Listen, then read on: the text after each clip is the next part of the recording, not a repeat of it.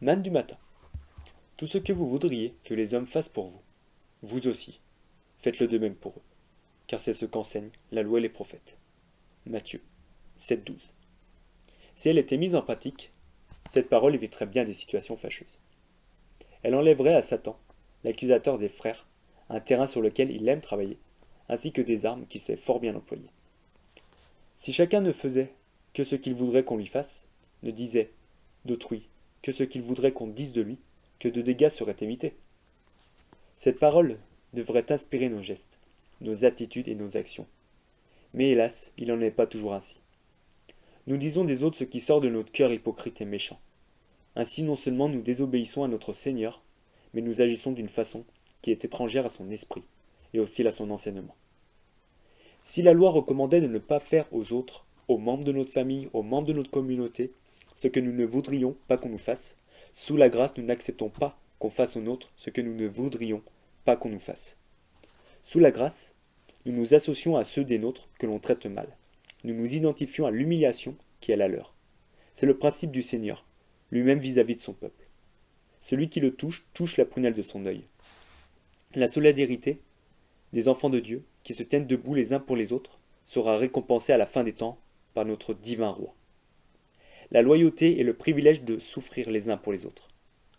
Quand les autres sont frappés, tenons-nous debout pour eux. Notre frère, notre sœur sont-ils méprisés?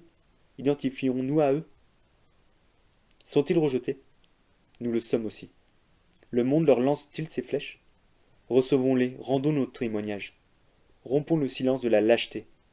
Il n'y a pas de meilleure arme, pas d'antidote plus puissant contre l'esprit de trahison et d'hypocrisie parmi les chrétiens que la loyauté. Ne nous contentons pas d'accomplir le strict minimum de la loi, mais que la grâce du Seigneur Jésus nous pousse à faire plus que ce qui nous est demandé.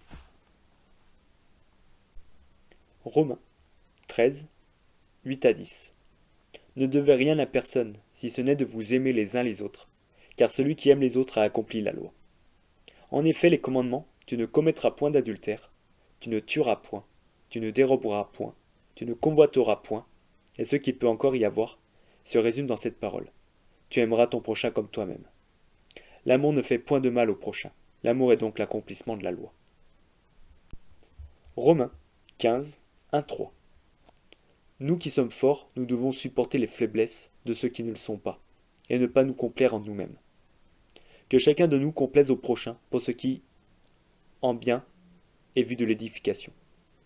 Car Christ ne s'est point complu en lui-même, mais selon qu'il est écrit, les outrages de ceux qui t'insultent sont tombés sur moi.